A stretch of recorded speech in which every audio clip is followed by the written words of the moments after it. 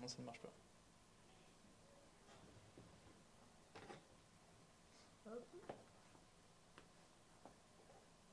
Non. C'est génial.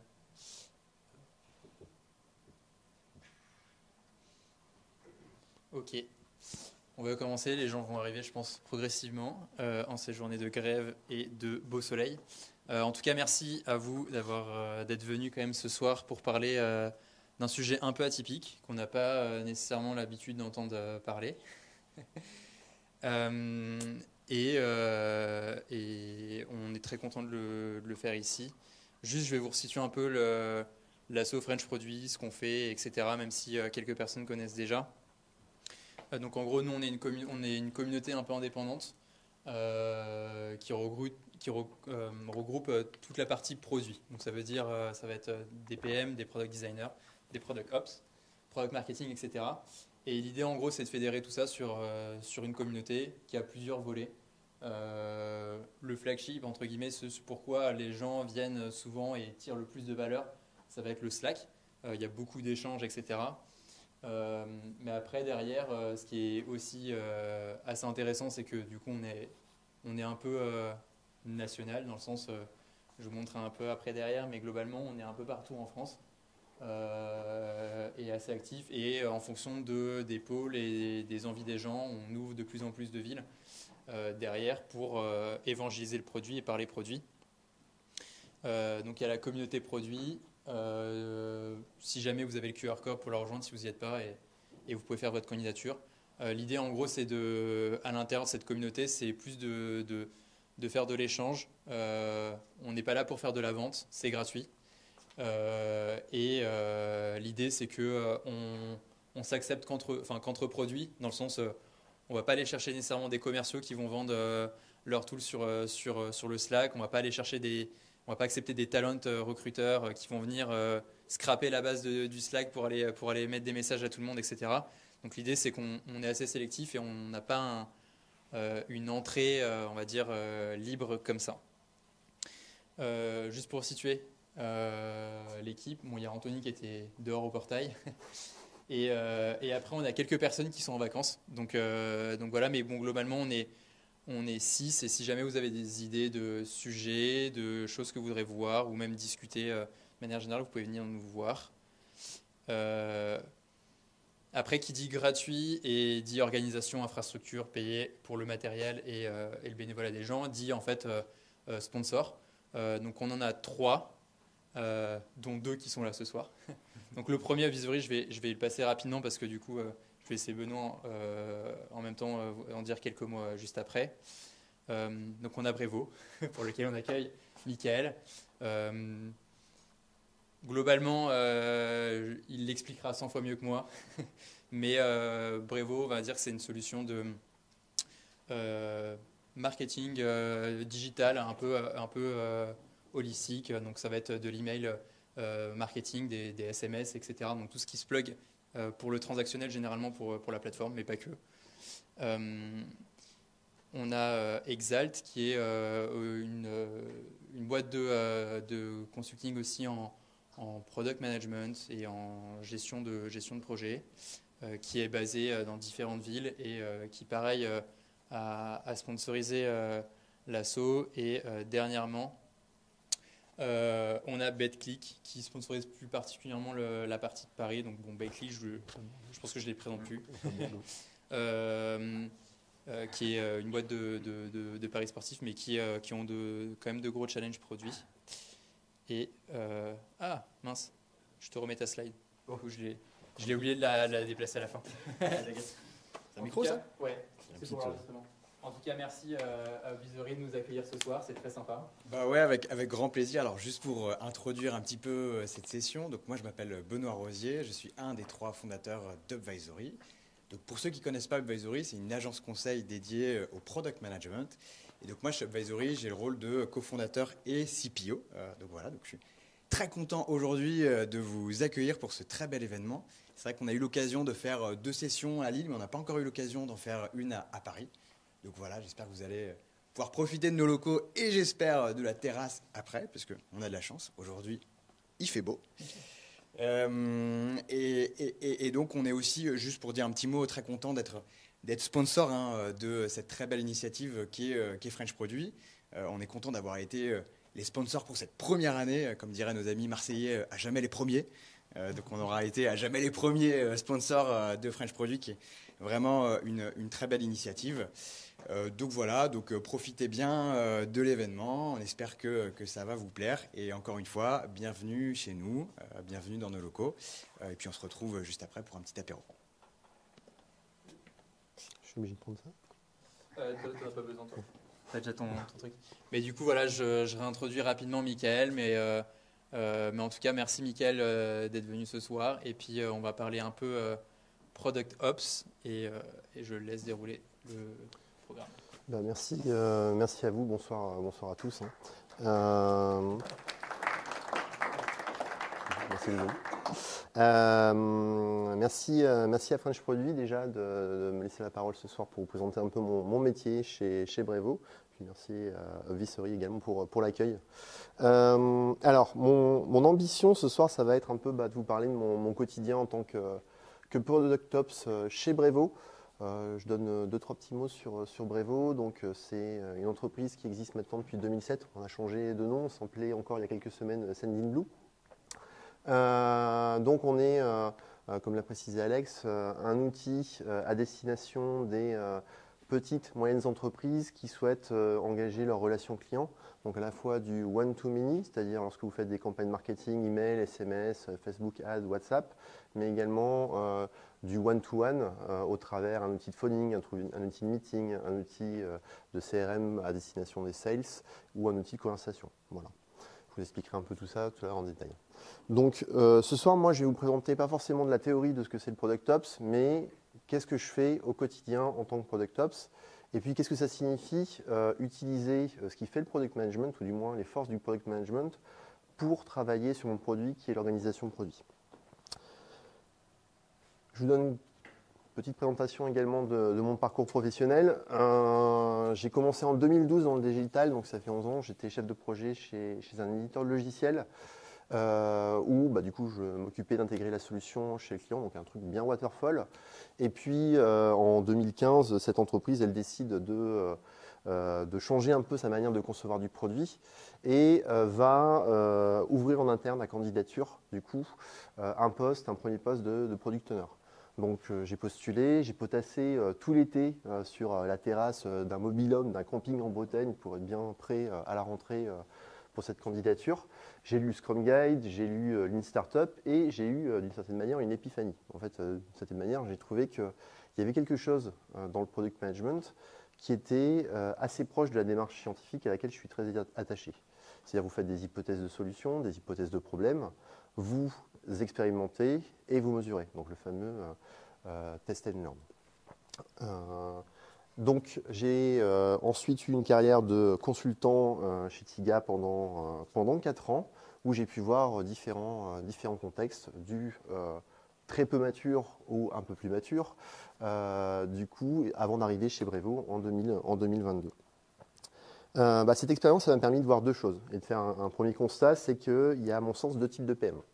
Vous avez les PM qui sont très focus sur leurs produits, qui ont envie de développer la meilleure solution qui soit, qui se concentrent véritablement sur cette tâche. Et puis, à mon sens, une deuxième catégorie de PM qui a conscience que faire du product management, c'est travailler sur la résolution des problèmes des utilisateurs, mais c'est également travailler au changement des approches, changer la culture au sein de l'organisation. Si je vous interroge, je suis sûr qu'il y a à peu près des personnes dans cette salle qui ont eu l'occasion de batailler avec leur directeur produit pour le convaincre qu'il fallait faire de la discovery avant de faire du delivery, ou vous avez déjà dû aussi avoir l'occasion d'expliquer à votre CEO que faire un release plan sur 18 mois, c'était pas possible en fait. Voilà. Donc clairement, moi je suis assez convaincu que faire du produit convenablement, c'est déjà installer la culture produit au sein de l'organisation. Et ça, ça demande un effort. Et si vous n'avez pas une personne qui le fait ou qui travaille spécifiquement sur ça, c'est votre rôle en tant que product manager, en tant que product de le faire. Le deuxième constat que je fais, j'ai remis ici la loi de Melvin Conway, qui dit en substance que finalement, votre produit, c'est le reflet de votre organisation, de votre entreprise. Donc, ce qui est intéressant aussi, je trouve, dans cette citation-là, et ce pourquoi je suis intimement convaincu, c'est que finalement, si vous n'avez pas une culture produit qui est suffisamment forte, ça va avoir un impact sur votre produit et donc sur votre business de votre entreprise. Vous allez créer des silos entre les équipes, vous allez avoir des frictions dans la communication, vous allez avoir finalement des problèmes d'alignement, et tout ça, forcément, ça va avoir un impact sur la manière dont vous concevez votre produit et forcément sur votre produit et sur votre business. Donc, clairement, moi, je suis assez convaincu que finalement, si vous voulez faire un bon produit, il faut intégrer de la culture produit au sein de votre organisation. Et deuxièmement, que votre culture produit, ça ne s'installe pas toute seule. Donc il faut clairement des gens qui y travaillent. Et pour moi, c'est un des rôles du Product Ops. L'instant définition. Je vais passer rapidement sur la partie théorique. Mais clairement, j'ai retenu deux définitions moi, qui me parlent assez bien. C'est celle de McLaughlin concernant du coup, le fait que le Product Manager, le Product Ops, c'est le Product Manager de votre organisation de produit. Je la trouve intéressante parce qu'elle est simple à comprendre. Elle est en phase aussi avec mes convictions sur ce qu'est le Product Management. Et puis, c'est aussi ce que j'utilisais finalement comme citation lorsque j'ai fait mon onboarding au sein de l'organisation. Deuxièmement, j'ai choisi la citation de John Cutler, l'ancien product évangéliste d'Amplitude. Je l'ai trouvée intéressante à deux niveaux. Le premier, c'est que finalement, votre Product Ops, il est là pour résoudre les problèmes que les équipes, que les individus ne peuvent pas résoudre. Vraiment les problèmes structurels que vous rencontrez dans votre organisation, qui sont des pains pour les PM, pour les équipes produits, c'est au rôle du Product Ops de les résoudre. Également, ce que j'aime bien, c'est la deuxième partie de la citation, c'est que vous avez ici un Product Ops dont la définition reste encore relativement floue. C'est un métier qui est encore relativement jeune et globalement, vous allez avoir des contextes, des définitions qui sont différentes d'une organisation à une autre. Donc, pourquoi Brevo a fait appel à un Product Ops globalement, pour vous donner un peu de contexte, Brevo a fait x2 en termes de salariés depuis début 2022 à peu près. Donc on est maintenant 800 personnes dans 8 pays différents, principalement en France, à Berlin et en Inde. Et on a du coup 270 personnes qui travaillent à l'engineering et 50 personnes à l'équipe produit. L'engineering et le produit a connu finalement la même augmentation un peu massive dans la même période. Côté produit, on est moitié PM, moitié product designer, plus une équipe qui s'occupe du help center, donc la documentation utilisateur, une équipe UX researcher également. Donc pourquoi Brevo a fait l'appel à un Product Ops selon ce contexte, on était déjà passé à l'échelle, donc de manière un peu massive. On a 20 tribes chez Brevo. Et finalement, il fallait structurer un peu. On se rendait compte finalement chez Brevo qu'avec ce passage à l'échelle, on générait de l'inertie, on avait des problèmes de communication, des problèmes finalement d'engagement des équipes et qu'il fallait essayer de restructurer un peu tout ça un peu mieux. Et puis la deuxième étape, c'est grandir sur le product management et développer du coup une meilleure culture produit. Développer la culture produit liée à l'impact, développer la culture produit qui est liée du coup au discovery, optimiser aussi notre pipeline de delivery. Donc concrètement, qu'est-ce que je fais chez Brevo en une slide? En fait, je travaille sur le product process. Donc le product process, ce sont toutes les étapes qui vont de votre signaux faibles, de vos insights, de feedback que vous prenez des utilisateurs, en passant par la discovery, le solutioning, le delivery, jusqu'au product launch, comment on lance le produit, comment on communique sur le produit. Donc ça, c'est un peu finalement mon produit, le product process. Et j'ai pu travailler depuis quelques mois déjà sur différents sujets. Faciliter la collecte des feedbacks pour l'équipe produit, optimiser l'approche itérative lorsqu'on développe notre produit, travailler sur la communication en interne de nos releases, optimiser finalement cette communication. À un niveau un peu plus supérieur, structurer les OKR produits, accompagner du coup les responsables de chacun des OKR de notre équipe, construire l'OKR review, et puis également travailler sur le changement de paradigme sur notre roadmap, passer d'une roadmap au quarter à une roadmap en continu, now next letter. Donc vous voyez, les tâches, elles sont diverses et variées, mais finalement, elles sont tous identifiées sur une tâche du product process.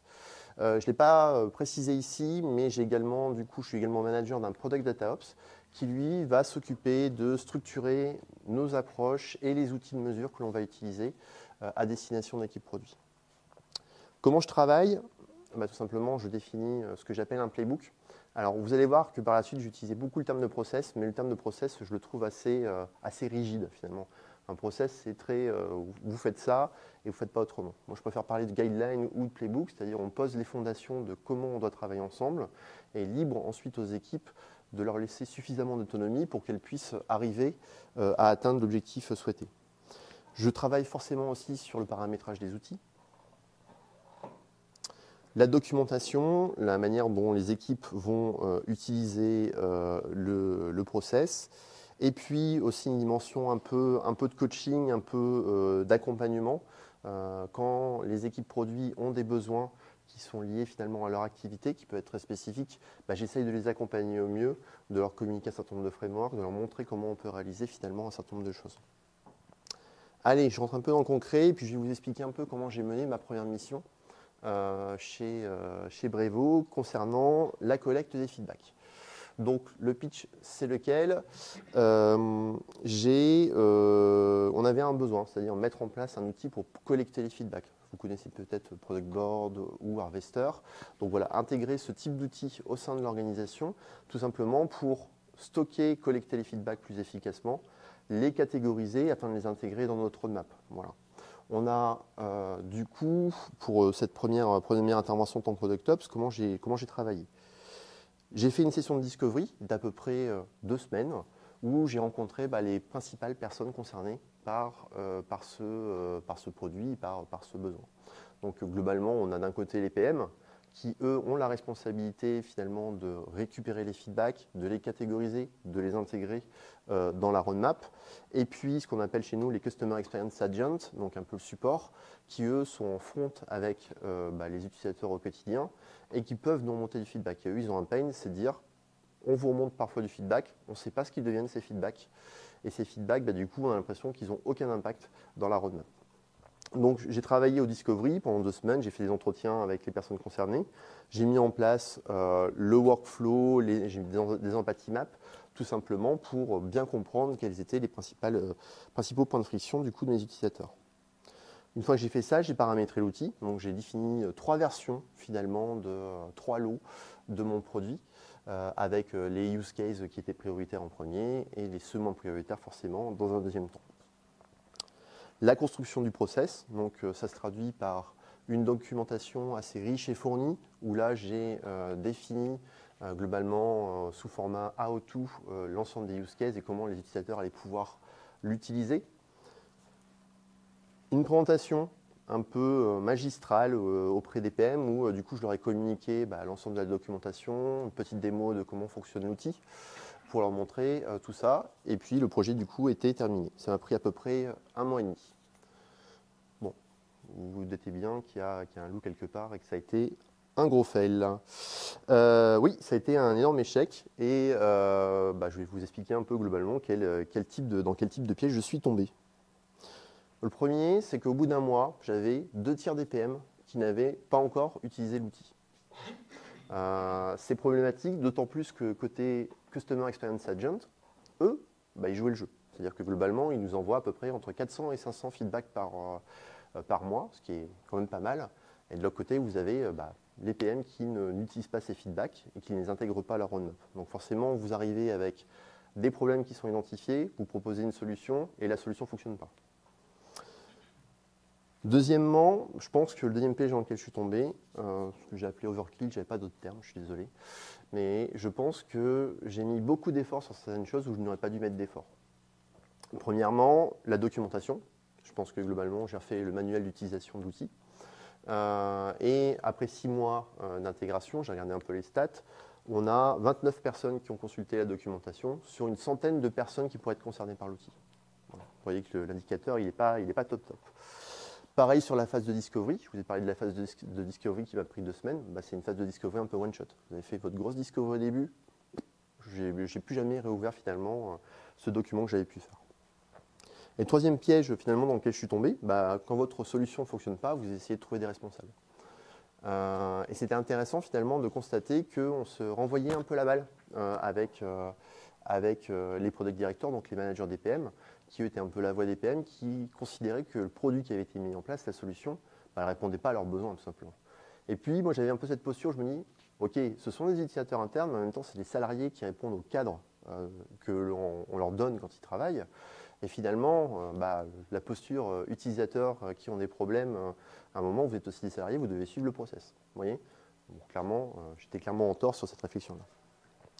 Donc clairement, après ces premières semaines, on va dire que ce n'était pas forcément la joie sur l'approche que j'avais choisie.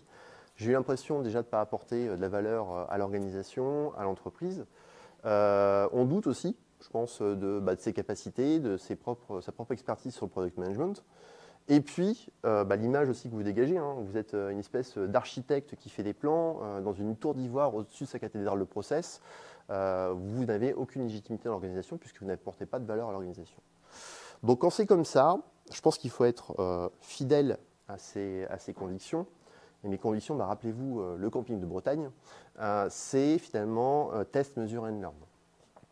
Et ça tombe bien puisque à la même période chez Brevo, on commence à réfléchir à la manière de mieux communiquer sur notre product process. Et je vais me servir finalement de ce product process, que je vous ai un peu simplifié ici, pour m'appuyer sur deux chantiers que je vais mener. Le premier, c'est comment mieux itérer lorsqu'on développe afin de ne pas provoquer un effet tunnel et essayer de trouver la bonne solution à moindre coût. Et puis, la communication en interne sur les releases qu'effectue l'équipe produit. Et donc, je vais vous présenter un peu la manière dont j'ai changé mon fusil d'épaule pour adopter une vraie approche product management sur mon métier de product ops. Premièrement, sur le discovery, j'ai laissé tomber le discovery one shot pour favoriser du discovery continu. Comment je fais ça? Tout simplement déjà des coffee breaks récurrents avec les PM et les stakeholders qui sont un peu clés avec lesquels l'équipe produit travaille le plus souvent. En clair, j'essaye de prendre chaque semaine, de faire 2-3 coffee break, soit à distance, soit en présentiel, de 20 minutes avec les PM pour comprendre quelles sont les difficultés qu'ils rencontrent actuellement, mais également pour tester aussi les projets que je suis en train de mettre en place pour voir si en effet ça répond bien à leurs besoins. Ça c'est important, puis finalement quand vous êtes PM, là aussi on vous pousse à faire de la discovery en continu, de faire des interviews en continu. Donc ça c'est la même approche que j'ai décidé de choisir. Deuxième manière de faire du continuous discovery quand on est product ops, c'est l'analyse des rétrospectives après chaque sprint. Donc tous les 2 semaines, je passe un peu de temps dans la documentation qu'on a chez Brevo, donc des personnes qui mettent, les équipes qui réalisent du coup les rétrospectives, pour essayer de voir s'il y a des patterns identifiés, s'il y a des problèmes récurrents que du coup les différentes équipes pouvaient rencontrer. Et ici, je vous ai mis un exemple. Il y a quelques semaines, justement, on avait 4 équipes qui se plaignaient du process mis en place sur la traduction. On est un outil en 6 langues. Et globalement, ce qui était intéressant ici, c'était de se rendre compte que les équipes avaient un vrai pain concernant le processus de traduction. Donc une des actions rapides à mener, ça a été de discuter avec les localization managers, essayer de simplifier un peu le process pour permettre d'éviter les problèmes aux équipes. Sur ce point aussi, je voulais vous dire, c'est que ce qui est important, c'est d'identifier des problèmes que les individus ou que vos équipes ne peuvent pas résoudre. Rappelez-vous la citation tout à l'heure de John Cutler, il ne faut pas faire d'interventionnisme sur les rétrospectives. Par exemple, je vous donne un exemple très, très classique, mais si vous avez une équipe qui a un problème parce que les user stories sont mal détaillées, je n'interviens pas sur ce genre d'éléments parce que je considère que c'est aux individus, aux personnes au sein de l'organisation de pouvoir s'améliorer sur leur pratique. Troisième approche, l'analyse quantitative des artefacts, alors ce que j'ai appelé artefacts.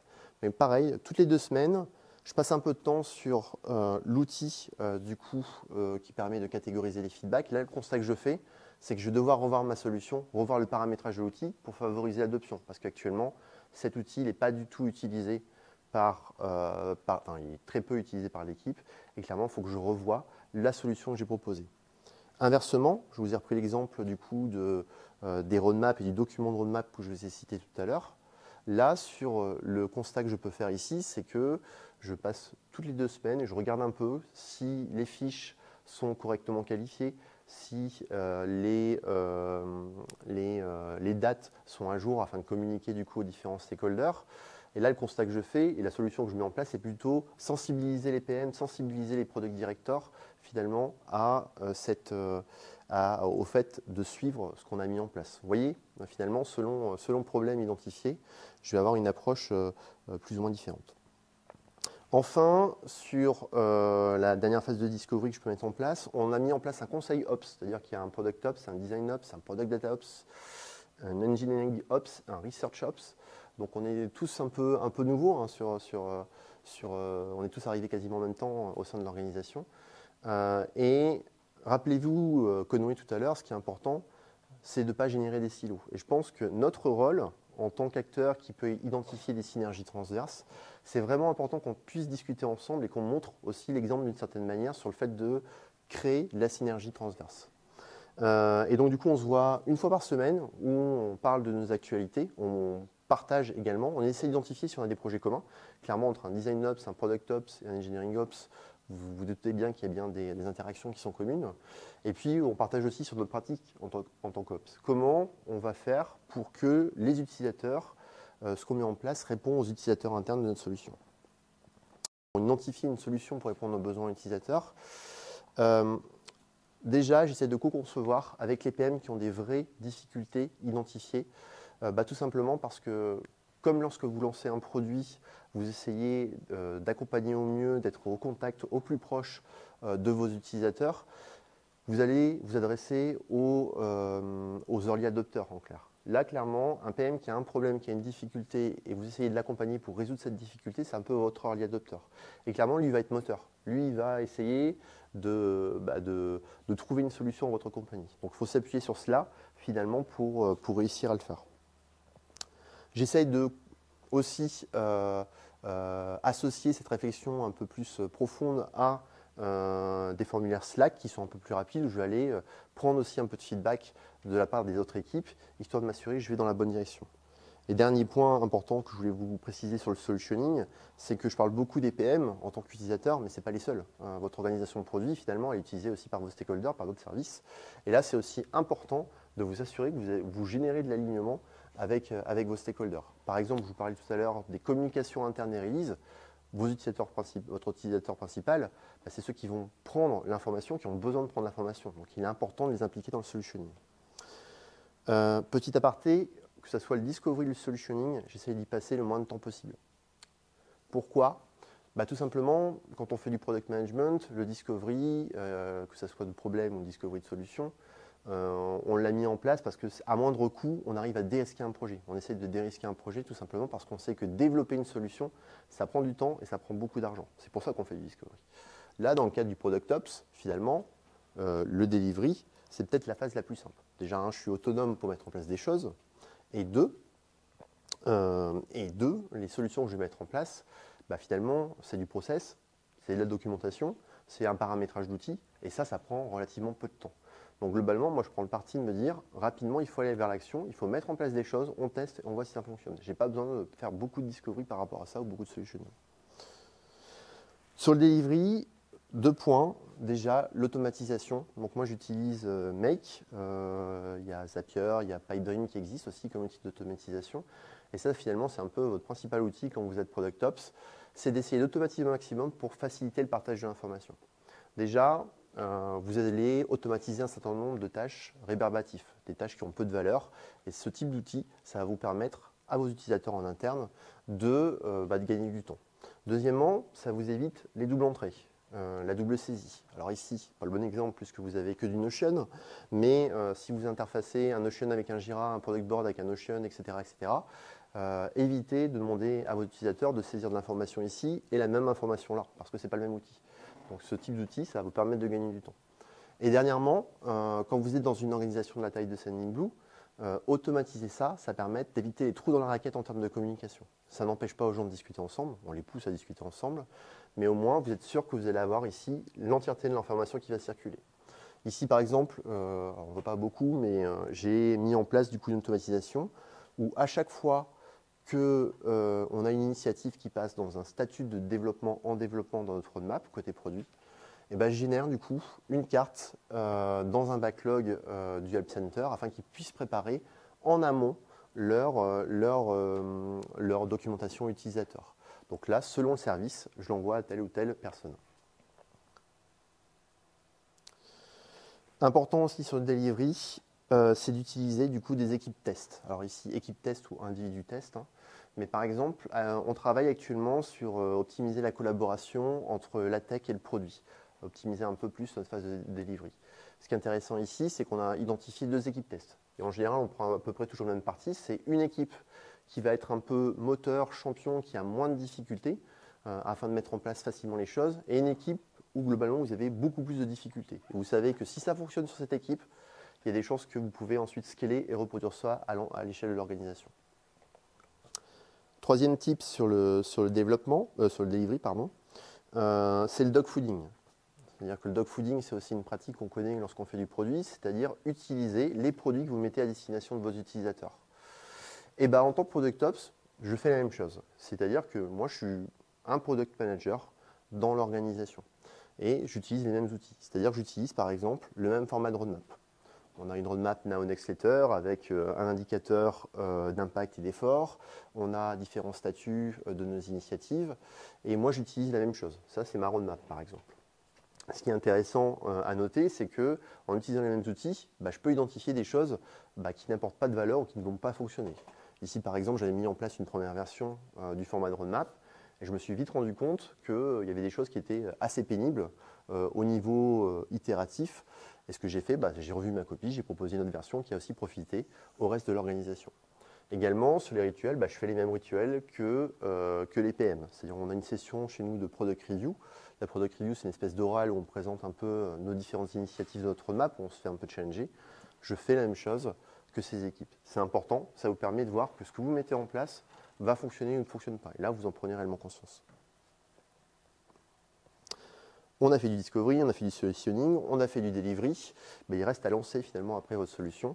Et là, du coup, c'est à mon sens la partie la plus complexe. Comment on assure l'adoption de mes utilisateurs internes par rapport au process, par rapport aux outils ou quoi que ce soit. Vous l'avez vu avec l'exemple qui a été un fail. J'ai mis en place des choses, je suis passé à un autre projet par la suite. Clairement, ça n'a pas fonctionné. Donc clairement, il faut favoriser l'adoption. Comment moi je m'y prends? Déjà, j'adapte ma communication à mon audience. Je me suis rendu compte que la documentation par texte, j'en fais, bien sûr il faut archiver toutes ces informations-là, c'est important pour l'onboarding des nouveaux par exemple. Mais lorsque je communique un nouveau process, moi j'utilise un outil qui s'appelle Clap.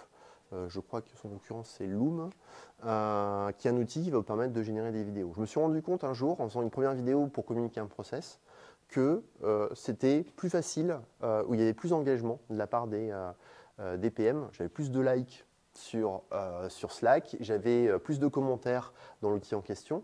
Et je me suis rendu compte finalement que le format vidéo, c'est ce qu'attendaient les PM pour que je puisse communiquer efficacement. Donc clairement, maintenant, à chaque fois que je fais une évolution de process, je génère une vidéo. Il faut savoir aussi que, comme je vous l'ai dit tout à l'heure, on est sur plusieurs fuseaux horaires.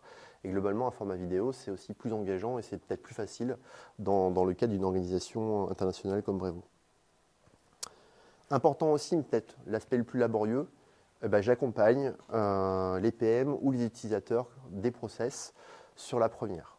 Par exemple, on a mis en place ce qu'on appelle des cartes d'itération, c'est-à-dire globalement des sous-ensembles de vos initiatives que vous travaillez pour la roadmap. Et là, globalement, j'ai une vingtaine de tribes, donc une vingtaine de PM qui travaillent là-dessus. Et ce que j'ai fait, c'est j'ai fait une réunion de 30 minutes avec chaque PM pour pouvoir leur expliquer l'utilisation, pour pouvoir aussi les accompagner pour la mise en place de la première. Là, par exemple, on va travailler sur une qualification d'une information sur Jira prochainement qui est importante pour le monitoring. De la même manière, j'ai calé 20 entretiens avec des PM. C'est laborieux, mais je peux vous assurer que c'est beaucoup plus efficace que de poser un process et de passer à autre chose. Enfin, sur l'adoption, qui dit adoption, c'est mesurer l'adoption qui est véritablement aussi important. Ça aussi, mesurer le tracking d'impact, mesurer l'impact, de ce qu'on est en train de faire en tant que PM chez Brevo, je fais la même chose. C'est-à-dire que globalement, une fois que j'ai mis en place quelque chose, je mesure, je prends du temps pour mesurer et voir si ça a eu un impact. Comment je m'y prends? Déjà, je définis un impact avant de commencer. Je définis un objectif SMART. Je ne reviens pas sur la définition d'un objectif SMART, mais en clair, là vous avez l'exemple de mes cartes d'itération dont je vous ai parlé tout à l'heure. Au 10 mars, je considérais comme un succès à partir du moment où j'ai 75% des tribes qui auront créé leur carte d'itération. Donc vous avez à droite finalement le suivi de mon tracking d'impact. Je vois que j'ai atteint le succès. Et surtout, ce qui est important, c'est aussi de conclure cette itération. C'est-à-dire, globalement, que cette itération, elle prend fin à un moment. Et elle prend fin, ça veut dire faire le constat de est-ce qu'on a atteint le succès? Sinon, est-ce qu'on met en place une autre solution? Si oui, du coup, est-ce qu'on passe à autre chose et à quoi on passe? Là, par exemple, moi, ça m'a permis de prendre conscience que certes, j'avais atteint mon indicateur de succès, mais je me suis rendu compte que la qualification des informations que mettaient les PM dedans, ce n'était pas suffisant, ce n'est pas ce qu'on attendait. Ça me permet d'identifier d'autres éléments de ma roadmap de Product Ops. Voilà donc le constat après finalement cette approche-là. Clairement, avoir une approche itérative comme on peut le faire quand on fait du produit, c'est-à-dire développer des petits incréments et voir si cela a du succès, c'est beaucoup plus efficace. Par exemple, sur la communication en interne des releases, j'ai fait 4 itérations avant d'arriver à la bonne solution. Donc, c'est-à-dire 4 itérations, ça me prend un mois. Hein. C'est-à-dire, globalement, je mets en place quelque chose très rapidement, je teste. Si j'ai l'impression que ça ne va pas dans la bonne direction, je mets en place une autre solution, etc. etc. Donc, j'ai changé mon fusil d'épaule 4 fois avant d'arriver à la bonne solution. Mais au moins, maintenant, on a atteint le succès de notre élément. Sur l'impact aussi, finalement, de cette approche-là, je me rends compte que je suis plus légitime. Ça se traduit par des demandes qui sont formulées par les PM plus fréquentes sur de l'aide, de l'accompagnement, sur les process. Enfin, plus d'impact pour le Product Ops, plus d'impact pour l'équipe produit. On est beaucoup mieux identifié et aussi plus légitime, puisqu'on communique mieux aussi sur ce qu'on fait, grâce aux différents process qu'on a mis en place. Et donc, forcément, aussi plus d'impact business pour l'organisation. Je vais finir sur une note où je vais quand même mitiger. Il y a quand même des limites à l'exercice. Tout n'est pas rose, malgré la slide. Déjà, je vous conseille, c'est de choisir vos combats. En clair, je reprends un peu la citation de McLaughlin tout à l'heure sur le Product Ops. Ce qui est intéressant, c'est que quand vous êtes le seul Product Ops au sein de l'organisation, il faut s'atteler à éteindre les petits incendies plutôt que de construire une caserne de pompiers. En clair, ça a été aussi une de mes erreurs, c'est d'avoir une approche un peu stratégique. Je viens du monde du conseil, donc on a un peu cette posture-là parfois. Et ce qui est délicat ici, c'est que ici, ce qu'on attend de vous, c'est que vous éteigniez les incendies. Et ce qui est important, c'est d'aller rapidement à l'opérationnel, rapidement résoudre les problèmes que vous pouvez identifier. Autre point, c'est un point que je peux noter qui est compliqué, c'est de réussir à ménager la chèvre et le chou. La team produit et les stakeholders, comme je vous l'ai dit tout à l'heure. Le process, il y a plusieurs types d'utilisateurs. Vous avez forcément votre équipe produit, mais vous avez également du coup les stakeholders, le reste de l'organisation. Et ça, parfois, c'est compliqué de réussir à faire la part des choses. Je vous l'ai dit tout à l'heure, sur les roadmaps, on considère que ce qu'on a mis en place, ok, maintenant il faut qu'on arrive à suivre à minima le process. Donc on attend du coup des PM qu'ils jouent le jeu. Sur d'autres éléments, vous allez considérer que le PM a raison et que d'une certaine manière, la solution qu'on a mis en place, ce n'est pas la bonne. Voilà. Également, ce que je peux vous indiquer comme étant une limite de ce que j'ai pu constater, c'est le rôle entre les product directors, les managers finalement des PM et les product ops. Moi, je suis considéré comme celui qui va réfléchir du coup à l'amélioration de l'organisation de produits. La limite, elle est parfois fine entre l'atteinte de cet objectif sur ce qu'on met en place. Vu que j'ai travaillé à la définition de cela et que j'essaie de le mettre en place, globalement, je suis partie prenante, je suis obligé d'atteindre cet objectif-là. Mais parfois, vous avez aussi besoin des product directors et parfois, vous renvoyez un peu la balle, comme je vous l'ai cité tout à l'heure. Donc la limite, parfois, elle est compliquée de savoir où est-ce qu'on met le curseur entre le rôle d'un product ops et le rôle d'un product director. Enfin, la limite de l'approche itérative, je vous ai cité tout à l'heure. Quand vous changez 4 fois de process, une fois toutes les semaines, votre équipe, à un moment, elle en a marre. Et donc ça, c'est aussi un élément sur lequel il faut faire très attention pour réussir à toujours asseoir sa légitimité en tant que product ops. Voilà pour ma petite présentation. Merci beaucoup de m'avoir écouté. Si vous avez des questions, je serais ravi d'y répondre. Merci.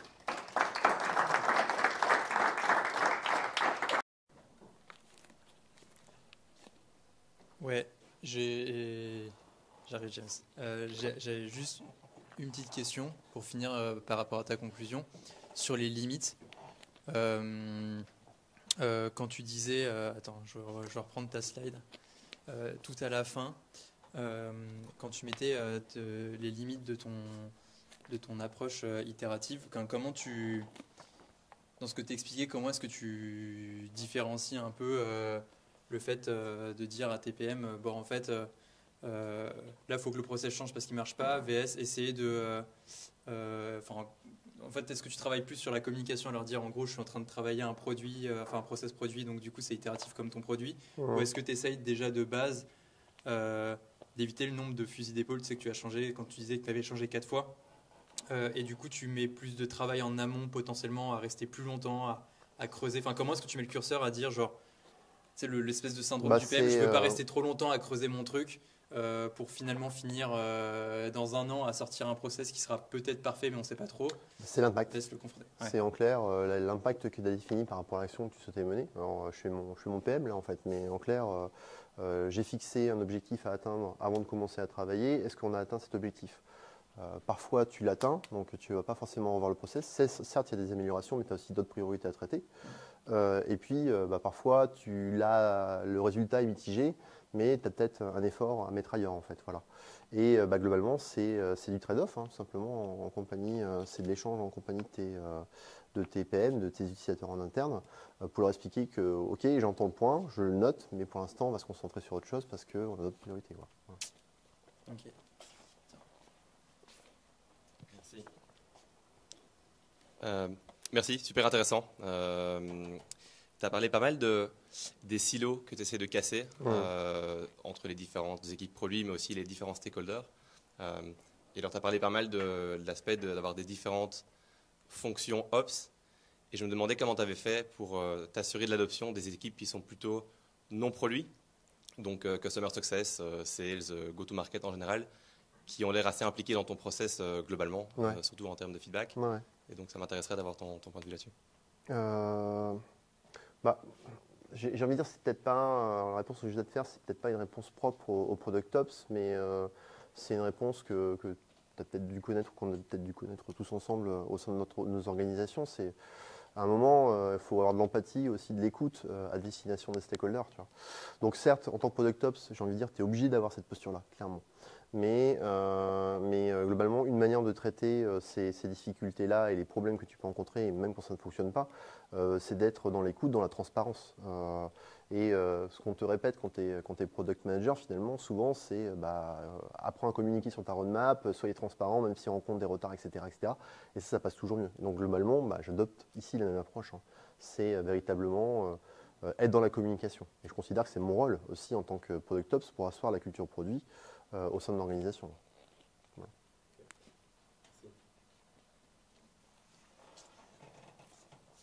Oui, bonjour, j'avais une question en fait. Dans ta présentation, tu as beaucoup parlé de process et je voulais savoir en fait, il n'y a pas du tout eu de mention de formation des gens, de leurs skills, de savoir ce qu'ils savaient faire et ainsi de suite. Donc je voulais savoir si c'était parce que c'était dans le scope de ton poste, c'était quelque chose qui était hors scope, ou c'est quelque chose que tu n'avais pas adressé pour le moment. En fait, j'aurais voulu savoir si quelle était la limite entre le process ne marche pas parce qu'en fait la chose ne marche pas, ou c'est parce que les gens n'ont pas forcément les bonnes compétences pour pouvoir faire le process qui va bien, et à quel moment du coup la partie formation, upskilling, training et ainsi de suite allait être prise en compte ou pas du tout dans les opérations du Product Ops. Alors clairement, chez Brevo, en tant que Product Ops, ce n'est pas dans mon périmètre de favoriser la montée en compétences des équipes.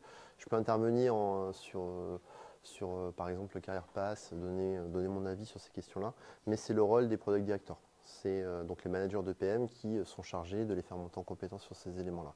Maintenant, de manière un peu plus épisodique, ça m'arrive de communiquer sur du framework. Dernièrement, j'avais mis en place des sessions de formation sur le story mapping auprès des PM et auprès des engineering managers pour leur montrer comment mettre en place, découper plus finement leur projet.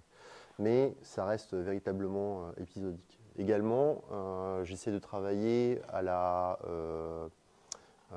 construction d'un toolkit, donc où tu vas retrouver différents outils qui vont te permettre d'être efficace en tant que product et que je communique à la team. Et pareil, je pense que je suis à l'avant-garde aussi de la veille au sein de mon équipe produit.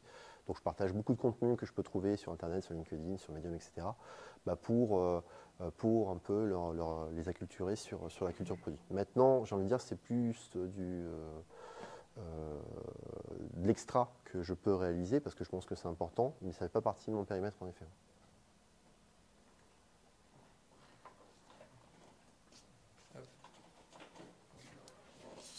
Oui, bonsoir. Merci, c'était très intéressant, effectivement.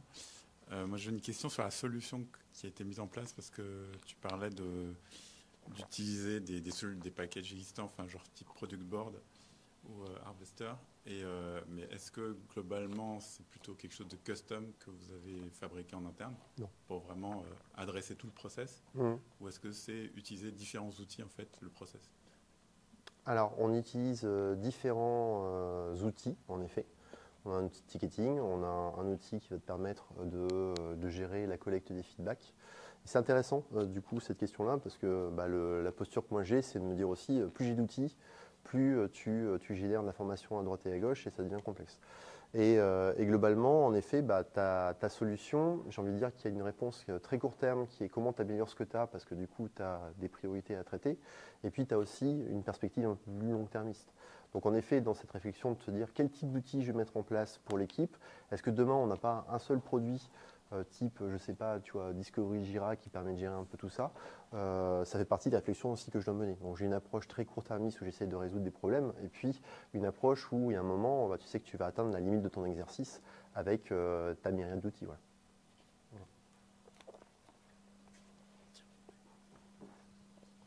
Merci pour la presse. Tu as assez peu parlé des objectifs produits, des OKR, à la fois dans la définition des objectifs, mais aussi dans la mise en place du suivi des KPI produits, qui peut être un pain, qui peut être un des pains pour des équipes. Est-ce que c'est parce que c'est pas dans votre scope ou c'est géré ailleurs ou est-ce que c'est dans votre scope et tu as choisi de m'en parler? J'ai choisi de pas en parler en fait, mais je peux en toucher deux mots. On travaille sous format OKR en effet au sein de notre organisation de produits puis au sein de Brevo finalement. Donc on a différents ops. Alors je vous ai parlé des ops très tournés, très centrés autour de la construction du produit, mais on a aussi un revenu ops, on a des customer ops, etc., etc. Et donc on a aussi cette espèce d'ensemble qui travaille et qui échange sur les pratiques.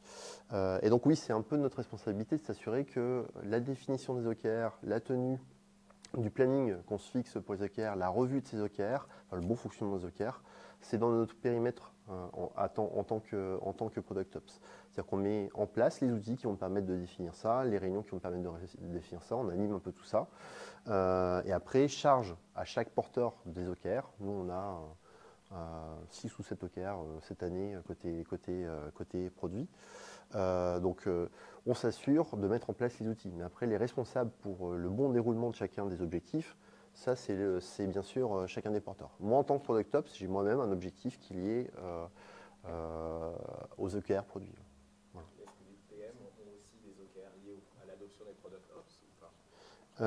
À l'adoption des process que tu définis, est-ce qu'eux, ils sont incentivés sur le fait de non. l'utiliser? Non, tu peux pas demander un produit. L'objectif qu'on fixe au PM sont plutôt des objectifs liés à l'impact business, à l'impact utilisateur. Voilà. Donc ce qui est logique, c'est plus orienté outcome que j'ai envie de dire output. Maintenant, la responsabilité de t'assurer que ces choses fonctionnent bien, c'est plutôt de mon côté. Voilà. Est-ce que la partie product analytics, en fait, c'est aussi un truc qui est chez vous? Ouais. Parce que j'ai les OKR, les objectifs principaux, mais après, en tant que PM, je vais avoir des KPI, des indicateurs secondaires ou tertiaires que je vais vouloir creuser. Et parfois, ça peut être une galère. Mais tout à fait. Ouais. Moi, ça fait partie de mon périmètre en tant que Product Ops. Moi, d'un point de vue opérationnel, je manage du coup un Product Data Ops, donc qui est sous ma responsabilité, qui lui a dans son quotidien la mise en place des outils, s'assurer que les datas sont bien collectées. Quand on a des événements à créer, s'assurer qu'on travaille avec les data engineers pour bien retrouver l'information. Il va travailler sur des éléments aussi un peu plus stratégiques. Comment tu vas aller chercher de la donnée de revenu pour l'associer avec la donnée d'usage, pour que tu permettes à ton équipe produit de prendre les meilleures décisions qui soient. Donc ça, c'est bien un sujet de Product Ops. Moi, j'ai la chance d'avoir une personne qui s'en charge dans mon organisation, mais si j'étais seul sur ce sujet, forcément, ça aurait été une de mes priorités. Ouais. Merci beaucoup pour la présentation. Donc, de ce que je comprends aujourd'hui, il y a un Design Ops, un Engineering Ops, mais tu es tout seul sur la partie Product Ops. Ouais. Est-ce que, selon toi, c'est suffisant ou pas? Ça filme ou pas? Non. Non, je pense que quand tu as vu le nombre de personnes que tu as dans l'organisation produit et tech, forcément, tu choisis ce que je disais, tu choisis tes combats. Tu es le seul, tu essayes de mettre tes efforts sur ce qui génère le plus de valeur pour l'organisation. Maintenant, si du coup on souhaite avancer plus vite sur des changements de pratiques, là, ça risque d'être compliqué. Après, c'est comme dans toutes les organisations de produits, j'ai envie de te dire. Tu veux faire évoluer tes pratiques, tu n'as pas de Product Ops qui s'en charge. Souvent, ça va être ton manager, finalement. Ça va être les managers, les product directors, les CPO, qui vont pousser justement pour le changement des pratiques et qui vont conduire ce changement-là.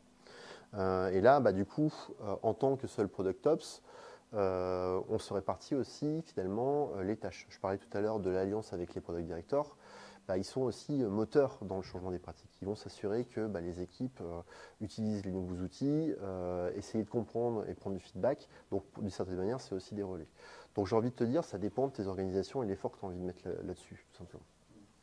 Si tu devais avoir plusieurs Product Ops dans une organisation, est-ce que, si tu devais avoir plusieurs Product Ops dans une organisation, est-ce que tu ferais plutôt en fonction du nombre d'équipes produits, du nombre de produits, comment tu ferais? C'est une bonne question. Il y a un article de McLaughlin sur Medium qui explique justement comment scaler le product Ops avec une posture qui est plutôt, je vais positionner du coup un Product Ops par verticaux, par domaine, par tribe, selon la manière dont on est organisé. J'aurais tendance à penser que c'est mieux d'avoir des relais au sein de l'opérationnel côté Product Ops et de pratiquer cette manière-là. Après, ça reste de la théorie, là, ce que je suis en train de te citer. En pratique, je ne sais pas.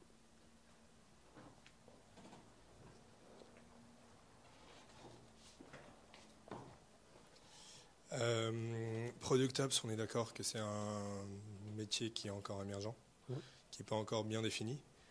Donc j'ai deux questions en une. La première, c'est comment est-ce que tu as fait pour définir ton scope? Parce que j'imagine que ta manière d'exercer ce métier de Product Ops n'est pas le même que dans une autre organisation. Et de deux, est-ce que les gens comprennent vraiment ce que tu fais en interne? Mes amis ne comprennent pas ce que je fais. Quand tu as des amis qui ne font pas de product management, déjà c'est compliqué de leur expliquer ce que c'est le product management, alors product ops. Blague à part. Du coup, j'ai sorti une blague, j'ai oublié ta première question, excuse-moi. La première question, c'est comment est-ce que tu as fait pour définir ton scope, ta base, ton rôle? En clair, je pense que avant d'arriver, forcément, le VP director, le VP product, le CPO avait identifié des axes d'amélioration. Des axes d'amélioration pour l'équipe produit, des axes d'amélioration sur l'organisation. Et forcément, quand tu arrives, tu prends le temps de discuter avec tout ce petit monde pour essayer de comprendre où sont les problèmes.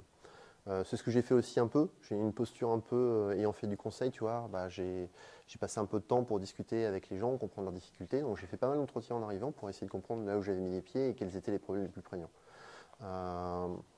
J'ai quand même passé beaucoup de temps, je trouve, à faire cette phase d'analyse de l'organisation, alors que je pense que à le refaire, tu vois, je pense que j'aurais été rapidement sur résoudre des petits problèmes à droite et à gauche plutôt. Ensuite, sur ce que fait le métier, je pense que ça prend du temps. C'est aussi, d'une certaine manière, je pense qu'il faut mettre beaucoup le nez dans l'opérationnel, mettre les mains dans le cambouis, montrer que tu apportes de la valeur finalement à l'organisation. Encore une fois, ça c'est un apprentissage du monde du conseil. Je pense que quand tu arrives et que tu arrives dans une nouvelle organisation et que tu as des choses à prouver, il faut montrer rapidement que tu vas apporter de la valeur. Donc ma posture, clairement, c'est il faut rapidement montrer que tu vas générer de la valeur et tu vas accompagner à droite et à gauche. Donc le ticket d'entrée, parfois, il est un peu élevé, ça te prend de l'effort, mais c'est une manière de légitimer aussi finalement ce type de métier pour moi. Merci beaucoup pour le partage, c'était très intéressant et j'ai fait les mêmes erreurs que toi. Et alors, je ne savais pas que c'était...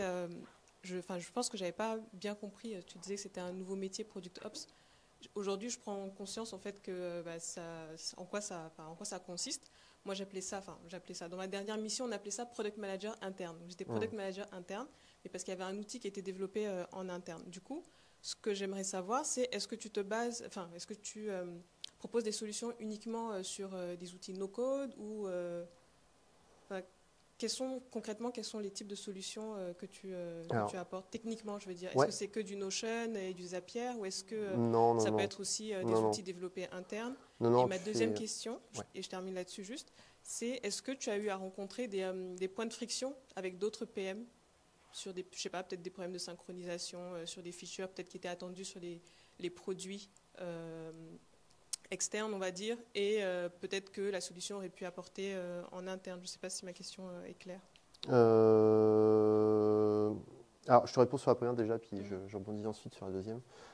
Sur la première question, non. Je fais aussi pas mal de veille sur les solutions que peuvent utiliser les gens du produit au sein de mon équipe, tout simplement. Et ça, sur tout le spectre qu'utilise un product manager, des product designers, etc. Tout simplement parce que j'ai aussi la responsabilité de m'assurer que l'investissement qu'on va mettre dans ces outils soit efficace. Donc globalement, c'est à la fois des outils qu'on a sur le marché, donc du Notion, du Jira, du Full Story, de l'amplitude, etc. Et puis parfois tu mets en place aussi un certain nombre de mécaniques au travers du Pipedream, du Zapier, etc. pour répondre à un certain nombre de besoins. Maintenant, je continue à faire de la veille sur les différents outils que je mets en place, sur les différents outils qui existent sur le marché pour toujours améliorer aussi la vie et le quotidien du produit. Voilà. Et ta deuxième question, du coup, excuse-moi, c'était... Est-ce que tu as eu à rencontrer des points de friction avec d'autres PM sur des features qui étaient attendues soit côté produit utilisateur externe, ou soit des solutions qui auraient pu être apportées sur des outils internes? Pour être bien sûr, moi je ne développe pas un produit au sein de l'organisation qui va être utilisé en interne. Je m'assure que je mets à disposition les bons produits, les bons outils pour les PM. Donc globalement, je ne développe pas, je ne suis pas PM d'une solution qu'on développe en interne pour juste une utilisation interne. Est-ce que j'ai des points de friction rencontrés avec les PM? Oui, parfois. Tout simplement quand ton process répond pas aux attentes ou quand ça génère ça génère de l'inertie pour ton PM ou globalement le produit répond pas aux besoins ou le PM joue pas le jeu, tu vois. Donc forcément, tu as toujours des discussions pour savoir comment essayer d'optimiser les choses. Reste encore une question ou rendez-vous sur la terrasse? Dernière question du coup. Tout à l'heure, tu avais parlé d'un échec. Quelle est ta plus grande réussite en tant que Product Ops sur cette organisation du coup?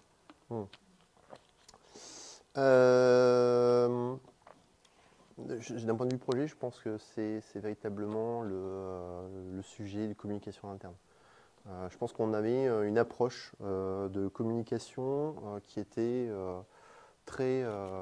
on sortait beaucoup de projets qui prenaient 2, 3 mois, etc. Et donc on a clairement changé notre approche aussi. C'est-à-dire que là, on pousse pour que les équipes génèrent des petites itérations et génèrent de la valeur. Et donc globalement, ça permet de renforcer la communication aussi qu'on a là-dessus.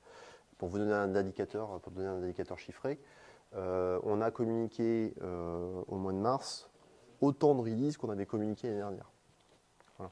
Donc avec des effets pervers aussi parfois, parce que quand tu as trop de communication, les gens te disent est-ce que vous avez vraiment besoin de communiquer là-dessus? Bon, j'en ai content. Mais globalement, ce qui est intéressant, c'est que là, ça génère véritablement de la valeur. Et tu as des feedbacks de la part des stakeholders qui disent oui, la visibilité qu'on a sur les releases, elle est bien plus importante. Donc ouais, c'est je pense, une réussite de cette action-là. Merci beaucoup. Allez. Bonsoir, merci pour cette présentation. J'avais une question par rapport à ta structure. Comment valorise-t-elle justement et mesure-t-elle cette plus-value que tu apportes? Est-ce qu'il y a des KPI qui sont connus dans le domaine du Product Ops où on retrouve globalement un peu ça partout? Ou est-ce que vraiment c'est quelque chose qui n'est pas palpable et qui se retranscrit directement dans ce qu'amènent les PM? Alors, je pense que si on ne mesurait pas l'impact de mon métier au sein de Brévo, on passerait à côté finalement de ce que je t'ai montré, qui est de dire il faut qu'on soit drivé par l'impact d'une certaine manière. Donc de la même manière, en fait, moi en tant que salarié de l'organisation, j'ai des objectifs qui sont fixés tous les semestres, de la même manière que les autres PM, et c'est comme ça aussi que tu mesures le succès finalement de tout ça. Après, les mesures de satisfaction, les mesures pour mesurer l'impact, je pense qu'il y a des mesures qui sont liées au temps que va prendre du coup tes utilisateurs pour réaliser une tâche. Voilà, donc ils mettent beaucoup moins de temps maintenant pour catégoriser du feedback, etc. Ça va être aussi des métriques de satisfaction. Je pousse des surveils après ce qu'on a pu mettre en place afin de s'assurer que je prends un petit feedback qualitatif. Là, j'ai envie de te dire, c'est la même chose qu'un PM. C'est tu vas mesurer l'usage, tu vas mesurer la satisfaction et tu vas potentiellement mesurer le revenu. Alors ce revenu, c'est beaucoup plus dur, je pense, pour moi, mais c'est intéressant, il faudrait que je fasse l'exercice. Mais voilà, c'est comme ça que je mesure aussi le succès de ce qu'on va mettre en place. Et ça, c'est pas très différent d'un PM, justement. Quantitatif sur les usages. Clairement, je te l'ai montré tout à l'heure avec la mesure de l'utilisation des artefacts. Ça permet de sortir de la data. Le nombre de releases qu'on a pu faire, tu vois, ça reste très quantitatif. Et là, tu es sur de l'usage véritablement. Et puis, du quali avec de la satisfaction. Est-ce que du coup, vous trouvez qu'on communique beaucoup mieux sur les releases? C'est quoi les points de friction que vous avez pu relever par rapport à ce qu'on a mis en place dernièrement, etc. Est-ce que ça va? Est-ce que ça va mieux qu'avant, tu vois? Donc, on essaie d'avoir des indicateurs un peu C7, un peu NPS d'une certaine manière.